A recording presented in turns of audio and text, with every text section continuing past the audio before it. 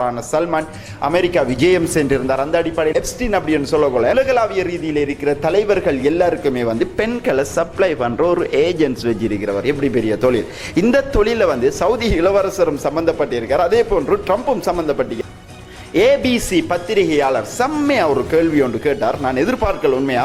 இந்த கேள்வி எப்படி இருந்துச்சு அப்படின்னு சொன்னா, சவுதி இளவரசருக்கு செருப்ப கலட்டி சொத்தையில் அடிஜாமாய் தான் இருந்திருக்குமா கேட்ட உடனே ட்ரம்ப் அந்த ஊடகவியலாளரை பார்த்து, இவாங்க நீங்க யார் ஆரால் என்று கேட்க ஏபிசி ரிப்போர்ட்டர் சார் ஊடகவியலாளர் சொல்றார். மீண்டும் கேட்கார், எனக்கு விளங்கல யார் நீங்க அப்படின்னு சொல்லி ட்ரம்ப் அந்த ஊடகவியலாளர்கிட்ட கேட்கார். அவர் சொல்றா, மீண்டும் ஒரு பெண் ஊடகவியலாளர் தான், அவர் சொல்றா ஏபிசி ரிப்போர்ட்டர் சார் அப்படின்னு சொல்றார். அதுக்கு ட்ரம்ப் என்ன சொல்றார் அப்படின்னு சொன்னா, ஃபேக் நியூஸ், நீங்க ஒரு ஃபேக் நியூஸ். F-35 ஃபைட்டர் ஜெட்கள் வாங்குறதுக்கு ஒப்பந்தத்தின் அடிப்படையில் பார்த்தோம் அப்படின்னு சொன்னா இஸ்ரேல் நடத்த போறான் அணு ஆயுத தாக்குதலை. இதுதான் 3ஆம் உலக மகா யுத்தத்திற்கு வித்திடும் விடயம் ஒன்றாகவும் இருக்கும். இன்றைய நாளுக்குரிய காணொலியை பார்க்க வந்திருக்கிற அனைவரையும் பணிவன்புடன் வரவேற்கின்றேன். உலகளாவிய ரீதியில் நடக்கிற முக்கியமான விஷயங்கள் எல்லாத்தையுமே சிம்பிளா நம்ம உங்கள்கிட்ட டெய்லி கொண்டு சேர்த்து கொண்டு இருக்கோம். அதிலேயுமே குறிப்பாக கடந்த காலங்களில் காசாவில் இடம்பெற்ற இனப்படுகொலைக்கு எதிராக தொடர்ச்சியாகவும் நம்ம குரல் கொடுத்து கொண்டு வரோம். அந்த அடிப்படையில் இவ்வாறான தகவல்கள் எல்லாமே டெய்லி உங்களை சேரணும் அப்படின்னு சொன்னா, இதுவரைக்குமே நீங்க நம்மளுடைய சேனலை ஃபாலோ பண்ணல, சப்ஸ்கிரைப் பண்ணல அப்படின்னு சொன்னா பண்ணிக்கொள்ளுங்கள் அப்படின்னு சொல்லி கேட்டுக்கொண்டு இன்றைய நாளினுடைய முதலாவது விடயத்துக்குள்ள போவோம். எல்லாருமே எதிர்பார்த்து கொண்டு இருந்த முக்கியமான விடயம், சவுதி பட்டத்திலவரசரான சல்மான் அமெரிக்கா விஜயம் சென்றிருந்தார். அந்த அடிப்படையில் நேற்று இரவு அமெரிக்க ஜனாதிபதி டொனால்ட் ட்ரம்ப் மற்றும் சவுதி பட்டத்து இளவரசர் சல்மான் ஆகியோருக்கு இடையில பேச்சுவார்த்தை இடம்பெற்றிருந்துச்சு. அந்த பேச்சுவார்த்தையின் போது ஊடக சந்திப்பும் அதோட சேர்ந்து இடம்பெற்றிருந்துச்சு. அந்த இடத்துல குறிப்பாக நிறைய விடயங்கள் நடந்திருந்துச்சு. அந்த விடயங்கள் என்னென்ன அப்படிங்கறத தான் இந்த வீடியோல நம்ம ஆரம்ப கட்டமாக பார்க்க போறோம். அதாவது டொனால்ட் ட்ரம்ப் இந்த பேச்சுவார்த்தையை ஆரம்பிக்கும் போதே சவுதி இளவரசர் ஒரு நல்லவர், இவரெல்லாம் நல்லம் அப்படி இப்படின்னு சொல்லி சவுதி இளவரசருக்கு ஃபுல்லா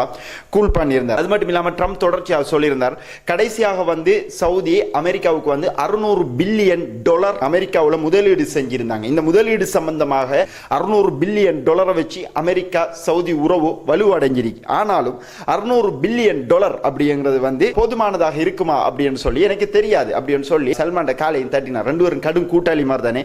ட்ரம்ப் பேசினதுக்கு பிறகு அடுத்ததாக சவுதி இளவரசர் அந்த இடத்துல பேசுறார். அவர் பேசிய கொள்ள என்னென்ன விடயங்கள் சொல்றார் அப்படின்னு சொன்னா, இப்போ அமெரிக்காவோட நாங்க $600 பில்லியன் இன்வெஸ்ட்மெண்ட் பண்ணிருக்கோம், முதலீடு செஞ்சிருக்கோம். இதுக்குரிய முக்கியமான காரணமாக AI தொழில்நுட்பத்தை சவுதிக்குள்ள நாங்க வளர்ச்சி அடைய வைக்கணும். AI தொழில்நுட்பத்தினுடைய தலை சிறந்த நாடாக அமெரிக்கா இருக்கு. அது மட்டும் இல்லாம இந்த பிளானட்ல, அதாவது பூமியில தலை சிறந்த நாடாகவும் அமெரிக்கா இருக்கு. ஆக அமெரிக்காவோட இந்த ஒப்பந்தம் செய்வதன் காரணத்தால சவுதியினுடைய எதிர்கால சாஃப்ட்வேர் டெவலப்மெண்ட் சிஸ்டங்களை அதிகரிக்கலாம் அப்படிங்கிற அடிப்படையிலையும் பட்டத்து இளவரசர் சொன்னார். சொல்லக்கொலைய ட்ரம்ப் டகனேஸ் பட்டத்து இளவரசருக்கு ஒரு தட்டொன்னு தட்டி போட்டு $600 பில்லியன் போதுமா இதுக்கு அப்படின்னு சொல்லி கேட்டார். அதுக்கு சவுதி இளவரசர் என்ன சொன்னார் அப்படின்னு சொன்னா, $600 பில்லியன் அப்படின்னு இல்ல, நோ லிமிட். அதாவது அமெரிக்காவோட சவுதி செய்ய போற இன்வெஸ்ட்மெண்ட் அப்படிங்கிறது ஒரு வரையறை இல்லாத, நீங்க எவ்வளவு கேட்டாலும் பிரச்சனை இல்ல, ட்ரில்லியன் கணக்குல டாலர் தாரதுக்கும் சவுதி ரெடி ஆயிருக்கு. அது மட்டும் இல்லாம இந்த ஒரு ட்ரில்லியனாக அதிகரிக்கிறதுக்குரிய வேலை திட்டங்களை நாங்கள் இதோட செய்வோம் அப்படின்னு சொல்லியிருக்கார். ஓகே, டெவலப்மெண்ட் சம்பந்தப்பட்ட பேச்சுக்கள் அவங்க ரெண்டு பேரும் மட்டும் பேசிக் கொண்டிருந்த நேரங்களில் ஏபிசி பத்திரிகையாளர் செம்மையா ஒரு கேள்வி ஒன்று கேட்டார். நான் எதிர்பார்க்கல உண்மையா. இந்த கேள்வி எப்படி இருந்துச்சு அப்படின்னு சொன்னா, சவுதி இளவரசருக்கு செருப்ப கலட்டி சொத்தையில் அடிஜாமாய் தான் இருந்திருக்கும் அப்படின்னு சொல்லி நினைக்கிறேன். இதுல ட்ரம்பும் சூடாயிட்டார் இந்த கேள்வியில். என்ன அப்படின்னு சொன்ன இந்த கேள்வி, ஜமால் கசோகி 2018ஆம் ஆண்டு இஸ்தான்புல்ல துருக்கியில சவுதியினுடைய தூதரகத்துக்குள்ள போயிருந்தார். போனவர் திரும்பி வரல. திரும்பி வராததுக்குரிய காரணமாக அமெரிக்காவினுடைய இன்டெலிஜென்ஸினுடைய தகவலின் அடிப்படையில் சவுதி இளவரசர் ஜமால் கசோக்கியை கொலை செய்வதற்கு உத்தரவிட்டிருந்தார். இந்த அடிப்படையில் அமெரிக்காவும் சவுதியும் சேர்ந்துதான் ஜமால் கசோக்கியை கொலை செஞ்சிருக்காங்க. கொலை செஞ்சுவிட்டார், வெளியே வரல. தெளிவுபடுத்தப்பட்ட கருத்துக்கள் நம்பரல. அவர் அசிட் ஊத்தி இவங்க மொத்தமாக உடல் எல்லாத்தையுமே அழிச்சிருக்கலாம் அப்படிங்கிற கருத்து ஒரு பக்கம் வருது. அது மட்டும் இல்லாமல் உள்ளுக்கு போனவரை துண்டு துண்டா வெட்டி ஒரு பேக்ல எடுத்துக்கு வந்திருக்கலாம் அப்படிங்கிற கருத்துக்களும் இருக்கு. பட் எந்த ஒரு எவிடன்ஸும் இல்லாம பெர்ஃபெக்ட்டா ஜமால் கசோக்கியினுடைய கொலையை துருக்கியில வச்சு செஞ்சிருந்தாங்க. இதுக்கு அமெரிக்காவும் தான் காரணம் அப்படின்னு சொல்லி டொனால்ட் ட்ரம்ப் கிட்ட ஏபிசியினுடைய ஊடகவியலாளர் நேரடியாக கேட்டார். கேட்ட உடனே ட்ரம்ப் அந்த ஊடகவியலாளரை பார்த்து, இவாங்க நீங்க யார் ஆறால் என்று கேட்க ஏபிசி ரிப்போர்ட்டர் சார் ஊடகவியலாளர் சொல்றார். மீண்டும் கேட்கார், எனக்கு விளங்கல யார் நீங்க அப்படின்னு சொல்லி ட்ரம்ப் அந்த ஊடகவியலாளர்கிட்ட கேட்கார். அவர் சொல்றா, மீண்டும் ஒரு பெண் ஊடகவியலாளர் தான், அவர் சொல்றா ஏபிசி ரிப்போர்ட்டர் சார் அப்படின்னு சொல்றார். அதுக்கு ட்ரம்ப் என்ன சொல்றார் அப்படின்னு சொன்னா, ஃபேக் நியூஸ், நீங்க ஒரு ஃபேக் நியூஸ், நீங்க எல்லாம் ஃபேக் நியூஸ் தான். மோத்துல அடிக்க மாதிரி ட்ரம்ப் திடீர்னு மாதிரி இந்த விஷயத்துல சூடாயிருவார். சரியா, இது நேற்று நடந்த விஷயத்துல முக்கியமான விடயம். அதுக்கு பிறகு ட்ரம்ப் என்ன சொல்றார் அப்படின்னு சொன்னா, இந்த கொலை சம்பந்தமா எங்களுக்கு ஒன்றும் தெரியாது, அதே மாதிரி சவுதி இளவரசருக்கு இந்த கொலை சம்பந்தமா ஒன்றும் தெரியாது, விசாரணைகளை தொடர்ச்சியாக செஞ்சு கொண்டு வந்து அப்படிங்கிற மாதிரி ரெண்டு பேரும் ஆளாளுக்கு விட்டு கொடுக்காம இந்த விஷயத்தை அந்த இடத்துல பேசிக்கொண்டு இருந்தாங்க. ஓகே, அதுக்கு பிறகு சில ஊடகவியலாளர்கள் சில கேள்விகளை கேட்டுக்கொண்டு இருக்காங்க. F-35 ஃபைட்டர் ஜெட்களை சவுதிக்கு வழங்க போவதாக இருக்கீங்களே, அது சம்பந்தமா என்ன முடிவெடுத்திருக்கீங்க அப்படின்னு சொல்லி ஒரு ஊடகவியலாளர் ஒருவர் ட்ரம்ப் கிட்ட கேட்க, நாங்க வழங்குறதுக்கு இருக்கோம் அப்படிங்கிற மாதிரி பதில ட்ரம்ப் அளிச்சார். ஊடக சந்திப்பு போய்கொண்டிருந்த நேரத்தில் திருப்பி மீண்டும் ஏபிசி ரிப்போர்ட்டர் இன்னொரு கேள்வி ஒன்று கேட்க, என்ன அப்படின்னு சொன்னா, எப்ஸ்டீன் ஃபைல்ஸ் அப்படின்னு தெரியும். எப்ஸ்டீன் அப்படின்னு சொல்லக்கூட உலகளாவிய ரீதியில் இருக்கிற தலைவர்கள் எல்லாருக்குமே பெண்களை சப்ளை பண்ற ஒரு ஏஜென்ட்ஸ் வச்சிருக்கிறவர். எப்படி பெரிய தொழில். இந்த தொழில சவுதி இளவரசரும் சம்பந்தப்பட்டிருக்கார், அதே போன்று ட்ரம்பும் சம்பந்தப்பட்டிருக்கார். நீங்க ரெண்டு பேரும் இதோட சம்பந்தப்பட்டிருக்கீங்களே, இதுக்குரிய காரணம் என்ன அப்படின்னு சொல்லி அந்த பெண் ஊடகவியலாளர் மீண்டும் இந்த கேள்வியை கேட்க இருந்து ட்ரம்ப் கடுமையாக சூடாயிருவார். நீங்க ஏபிசி ரிப்போர்ட்டர் உங்களோட லைசனை நான் கட் பண்ணுவேன் அப்படின்னு சொன்னார். நீங்க ஊடகத்துக்கு சரியில்லாதாக்கள் அப்படின்னு சொல்றார். 97% நீங்க பேசுற பேச்சுக்கள் எல்லாமே ட்ரம்புக்கு எதிராகத்தான் இருக்கு. அதாவது அவர் சொல்றார், ட்ரம்புக்கு எதிராகத்தான் இருக்கு. 8 யுத்தத்தை நான் நிறுத்திருக்கேன். 8 யுத்தம் அவர் தான் சொல்றார். என்ன யுத்தம் எனக்கு இது வரைக்கும் தெரியாது. அது மட்டும் இல்லாம ஏபிசி ஊடகவியலாளர் நீங்க யாரு அப்படின்னு சொல்லி கேட்க இருந்து உங்களோட பேர் என்ன அப்படின்னு சொல்லி பிறகு கேட்கார் ட்ரம்ப். அதுக்கு ட்ரம்ப் சொல்றாரு, ஆனா நீங்க பிரபலம் இல்லாதால் நீங்க ஒன்னும் செய்யதோல, நீங்க சும்மா இருங்க அப்படின்னு சொல்ல இருந்து ஏபிசி ஊடகவியலாளர் பெர்ஃபெக்டான ஒரு பதில் ஒன்று அளிச்சார். ஓகே, தேங்க்யூ சார், பதிலை சொல்லுங்க சார், நான் கேட்ட கேள்விக்குரிய பதிலை சொல்லுங்க சார் அப்படின்னு சொல்லி ட்ரம்ப் கிட்ட கேட்டார். அந்த ஏபிசி ஊடகவியலாளரை நீங்க அந்த புகைப்படத்தில் பார்க்கலாம். இவங்க தானே அது. ட்ரம்ப் சொல்றார், எப்ஸ்டீன் சம்பந்தமா எனக்கு ஒன்றும் தெரியாது, தொழில்நுட்ப ரீதியாக பேச்சுவார்த்தைகள் நாங்கள் அவரோட செஞ்சிருந்தமே தவிர இதை மீறி வேற எந்த ஒரு விடயங்களும் நாங்கள் செய்யல அவரோட அப்படின்னு சொல்லி ட்ரம்ப் அந்த இடத்துல பதில் அளிச்சிருக்கிறார். கடைசியா சொல்றாரு என்ன அப்படின்னு சொன்னா, இனி நீங்க நைட் ஒரு கேள்வியும் கேட்கப்படா அப்படின்னு சொல்லி போட்டு அவங்க கொஞ்சம் சைலண்ட் ஆயிட்டாங்க. அப்படி கொஞ்ச நேரத்தில் இந்த பேச்சுவார்த்தை முடிஞ்சு அப்படின்னு சொல்லலாம். அது முடிய இன்னைக்கு ஒரு முக்கியமான ஒப்பந்தத்தில் சவுதி மற்றும் அமெரிக்கா F-35 ஃபைட்டர் ஜெட்கள் வாங்குறதுக்கு ஒப்பந்தத்தின் அடிப்படையில் கையெழுத்திட்டு இருக்காங்க. அது மட்டும் இல்லாம அணு உலையை சவுதியிலே தயாரிக்கிற சம்பந்தமான ஒப்பந்தத்துக்கும் கையெழுத்திட்டு இருக்காங்க. இந்த அணு உலை சவுதியில தயாரிப்பாங்க அப்படின்னு சொல்லி ஒரு 2-3 வீக்ஸ் அப்படின்னு நினைக்கிறேன், ஒரு 2-3 கிழமைக்கு முன்னாடி நான் நம்மளோட வீடியோல நான் சொல்லியிருக்கேன்.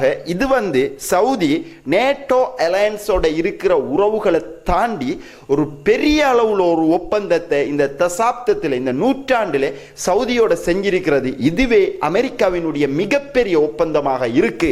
இதுக்குரிய காரணம் என்னன்னா, ஈரானுக்கு எதிராக சவுதியை வலுப்படுத்துவதே இதனுடைய முக்கியமான காரணமா இருக்கு அப்படின்னு சொல்லலாம். ஏண்டா சவுதி கிட்ட புத்தி இல்லை, அறிவில்லை, ஒன்றுமில்லை, காசு மட்டும் இருக்கு.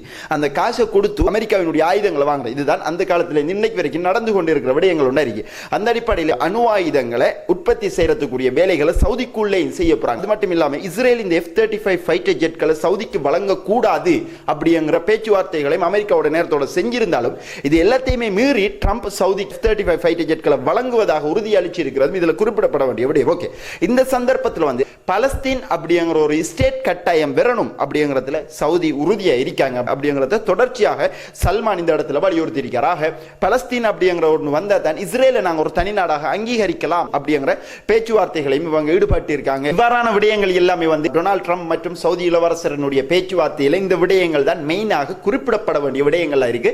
அது எல்லாத்தையுமே நம்ம உங்கள்கிட்ட சொல்லியிருக்கோம். ஓகே, அடுத்தது பார்த்தோம் என்ன அப்படின்னு சொன்னா, இப்ப ஈரான் அணு ஆயுதம் செஞ்சு கொண்டிருக்காங்க. மத்திய கிழக்குல யுரேனியத்தை செறிவேற்ற கூடாது அப்படிங்கிற தடையை ஈரானுக்கு வச்சு போட்டு எப்படி சவுதியில இதை நடைமுறைப்படுத்தலாம் அப்படிங்கிற கேள்வியை ஈரானினுடைய ஊடகங்கள் முன் வச்சிருக்காங்க. இனி ஈரான் தொடர்ச்சியாக அணு ஆயுதங்களை செய்வதற்குரிய சுதந்திரம் உண்டாகும் இருக்கும் அப்படின்னு சொல்லப்படுது. அந்த அடிப்படையில் இப்ப அணு ஆயுத சோதனை நடத்தாமலே, அதாவது அணு ஆயுதத்தை ஈரான் செஞ்சிருக்காங்க அப்படிங்கிறதான் இன்னைக்கு இருக்கிற தகவல். என்ன அப்படின்னு சொன்னா, ஈரானுக்குள்ள இப்ப அணு ஆயுதம் செஞ்சாலும் அதனுடைய சோதனை நடத்தாம அணு ஆயுதத்தை முழுமையடைய வைக்கக்கூடிய வேலை திட்டங்களை ஈரான் ரஷ்யாவோட சேர்ந்து செஞ்சு கொண்டிருக்காங்க. அது மட்டும் இல்லாம ஈரானுக்கு ரஷ்யா முழுமையாக அணு ஆயுத சோதனை நடத்தாமலே அணு ஆயுதத்தை ஈரான் தக்க வச்சுக் கொள்ளக்கூடிய அத்தனை வேலை திட்டங்களையும் ரஷ்யாவினுடைய விஞ்ஞானிகள் ஈரானோட சேர்ந்து பயணிச்சு கொண்டிருக்காங்க அப்படிங்கிற தகவலும் இன்னைக்கு கிடைச்சிருக்கு. அது மட்டும் இல்லாம ஓகே, இன்னொரு சைட்ல பார்த்தோம் அப்படின்னு சொன்னா இஸ்ரேல் இப்ப அமெரிக்கா கிட்ட சொல்லியிருக்காங்க ஈரானோட வந்து யுத்தத்துக்கு நாம போகணும் அப்படிங்கிற மாதிரி இஸ்ரேலினுடைய நிலைப்பாடு இருக்காம. இருந்தாலும் அமெரிக்கா சொல்லியிருக்காங்க இஸ்ரேல் என்ன அப்படின்னு சொன்னா இப்போதைக்கு யுத்தம் தேவை, அமைதியா இருங்க அப்படிங்கிற மாதிரி இஸ்ரேலுக்கிட்ட அமெரிக்கா சொல்லியிருக்காங்க. இருந்தாலும் இஸ்ரேல் மீண்டும் அமெரிக்காவுக்கு ஒரு பதில் ஒன்று வழங்கியிருக்காங்க. இது சம்பந்தமா என்ன அப்படின்னு சொன்னா, நீங்க அடிக்கல அப்படின்னு சொன்னா பிரச்சனை இல்லை, எங்களுக்கிட்ட அணு ஆயுதம் இருக்கு, இந்த அணு ஆயுதத்தை வச்சு ஈரானுக்கு நாங்க அடிப்போம் அப்படின்னு சொல்லியிருக்காங்க. சோ ஹிரோஷிமா நாகசாகியில அமெரிக்கா அணுகுண்டு போட்டதன் பிறகு அடுத்த அணுகுண்டு தாக்குதல் யாரால நடத்தப்படும் அப்படின்னு சொல்லி யூகிக்கக்கூடிய கருத்துக்களின் அடிப்படையில் பார்த்தோம் அப்படின்னு சொன்னா இஸ்ரேல் நடத்த போறான் அணு ஆயுத தாக்குதலை. இதுதான் மூன்றாம் உலக மகா யுத்தத்திற்கு வித்திடும் விடயம் ஒன்றாகவும் இருக்கும் அப்படின்னு சொல்லி பல ஊடகவியலாளர்கள் பல ராஜதந்திரிகள் அச்சப்பட்டு கொண்டிருக்காங்க. அந்த அடிப்படையில் இஸ்ரேல் சொல்லியிருக்காங்க ஈரான் மேல நாங்க அணு ஆயுத தாக்குதல் நடத்துவோம் அப்படின்னு சொல்லி இஸ்ரேல் சொல்லியிருப்பதாக இன்னைக்கு திடுக்கிடும் முக்கியமான தகவல்கள் கிடைச்சிருக்கிறதும், இந்த அணு ஆயுதம் சம்பந்தமான பேச்சுவார்த்தைகள் அடுத்த கட்ட யுத்தம் சம்பந்தமான பேச்சுவார்த்தைகள் அதிகரிச்சு கொண்டே செல்லுது அப்படிங்கிறத இந்த தகவல்கள் நமக்கு தொடர்ச்சியாக உணர்த்தி கொண்டிருக்கு அப்படின்னு சொல்லலாம். ஓகே, அடுத்து பார்த்தோம் அப்படின்னு சொன்னா இஸ்ரேல் சிரியா பேச்சுவார்த்தை அமெரிக்கா ஊடாக அமெரிக்காவுக்கு சிரியாவினுடைய ஜனாதிபதி அல் ஷஹ்ரா போயிருந்த நேரங்களில் நடைபெற்றிருந்துச்சு. அந்த அடிப்படையில் அல் ஷஹ்ரா இஸ்ரேலுக்கு வச்ச முக்கியமான கோரிக்கை என்ன அப்படின்னு சொன்னா, கலீலி பிரதேசங்களை ஹெர்மன் பிரதேசங்களில் இருக்கிற இஸ்ரேலி ஆக்கிரமிப்பு படை வீரர்கள் பின்வாங்கணும், இஸ்ரேலினுடைய எல்லைகளுக்குள்ள போகணும், அப்படி போனாதான் இஸ்ரேலுக்கும் சிரியாவுக்கும் இடையிலான உறவுகள் வலுவடையும், ஒப்பந்தம் முழுமை பெறும் அப்படி என்று அல் ஷஹ்ரா சொல்லியிருந்தார். பட் இதுக்கு இஸ்ரேல் மொத்தமாக எதிர்ப்பு தெரிவிச்சிருந்தாங்க. இந்த அடிப்படையில் அடுத்த கட்டமாக ரஷ்யாவினுடைய படைகளை மீண்டும் சிரியாவுக்குள்ள களமிறக்குவதற்கான ஒரு ஒப்பந்தத்தை சிரியாவினுடைய ஜனாதிபதி அகமட் அல் ஷஹ்ரா மற்றும் ரஷ்யா தரப்புகள் இணைந்து மேற்கொண்டிருக்காம். அதன் அடிப்படையில் வருங்காலங்களில் வந்து ரஷ்யாவினுடைய படைகள் எந்த இடங்கள் எல்லாமே வந்து இப்ப இஸ்ரேலினுடைய படைகள் சிரியா இஸ்ரேல் பார்டர்ல இருக்காங்களோ அந்த இடங்களுக்கு ரஷ்யாவினுடைய படைகளை பணிக்கமர்த்துற வேலைகளையும் இந்த ஒப்பந்தமூடாக செஞ்சிருக்காங்க. ரஷ்யா படைகள் ஏற்கனவே ஆசாடினுடைய கவர்மெண்ட்ல இதே பிரதேசங்களில் நிலை கொண்டிருந்துச்சு அப்படிங்கிறது குறிப்பிடப்பட வேண்டிய மத்திய கிழக்குல ரஷ்யாவுக்கு இருக்கிற ஒரே ஒரு பேஸ் சிரியா தான். அந்த சிரியாவை மீண்டும் தக்க வைக்கக்கூடிய வேலைகளை ரஷ்யா செஞ்சு கொண்டிருக்காங்க அப்படிங்கிற தகவல்களும் கிடைச்சிருக்கு. அடுத்து பார்த்தோம் என்ன அப்படின்னு சொன்னா, தொடர்ச்சியாக இஸ்ரேல் லெபனான் மேல தொடர்ந்து தாக்குதல் நடாத்தி கொண்டிருக்காங்க. அந்த அடிப்படையில் ஹமாஸ் மற்றும் ஹிஸ்புல்லாக்கள் ஒன்றிணைந்து போர் பயிற்சிகளை மேற்கொண்டு வராங்க. இந்த போர் பயிற்சிகள் வந்து ஐனல் ஹெல்வே அப்படிங்கிற தெற்கு லெபனான் பிரதேசங்களில் இருக்கிற ஒரு அகதி முகாம்களுக்குள்ளதான் இது நடந்து கொண்டிருக்கு. அப்படிங்கிற அடிப்படையில் ஒரு இண்டோர் ஸ்டேடியம் மூடி வைக்கப்பட்ட ஒரு ஸ்டேடியத்தை குறிவைத்து இஸ்ரேல் தாக்குதல் செஞ்சிருக்காங்க. இந்த தாக்குதல 15 அப்பாவி பொதுமக்கள் கொல்லப்பட்டிருக்காங்க. ஆனா இஸ்ரேல் சொல்லியிருந்த காரணம், ஹமாஸினுடைய உறுப்பினர்கள் இதுக்குள்ள பயிற்சி செஞ்சு கொண்டிருந்தாங்க, அவங்கள தான் நாங்க குறிவைச்சு தாக்குதல் செஞ்சோம் அப்படின்னு சொல்லி இஸ்ரேல் சொல்லியிருக்காங்க. ஆனா ஹமாஸோ ஹிஸ்புல்லாக்களோ இதை மொத்தமாக மறுத்துப்பட்டு எங்களினுடைய எந்த ஒரு போராளிகளும் இந்த தாக்குதலில் கொல்லப்படல, கொல்லப்பட்ட அனைத்தும் அப்பாவி பொதுமக்கள் தான் அப்படிங்கிறத ஹமாஸ் சொல்லியிருக்காங்க. ஆக கடந்த காலங்களை விட பெரிய அளவில் ஒரு தாக்குதலாக பொதுமக்கள் மேல இஸ்ரேல் நடத்தின பாரிய அளவான ஒரு தாக்குதலாகவும் இது கருத்தில் கொள்ளப்படுவதாக இஸ்ரேல் தொடர்ச்சியாக ஹிஸ்புல்லாக்களை சீண்டி கொண்டிருக்காங்க. அடுத்த ஒரு யுத்தத்துக்கு இஸ்ரேல் இப்ப வழிவகை செஞ்சு கொண்டிருக்காங்க. இன்னைக்கு வந்திருக்கிற முக்கியமான தகவல்கள் எல்லாத்தையுமே ஒன்று சேர்த்து இந்த வீடியோல நம்ம உங்களுக்காக வழங்கியிருக்கோம். இந்த வீடியோ சம்பந்தப்பட்ட கருத்துக்களை கட்டாயம் கீழே கமெண்ட் பாக்ஸ்ல பதிவிடுங்க. உங்களுடைய முக்கியமான நேரங்களை ஒதுக்கி நம்மளுடைய வீடியோ பார்த்ததுக்கு மிக்க நன்றி.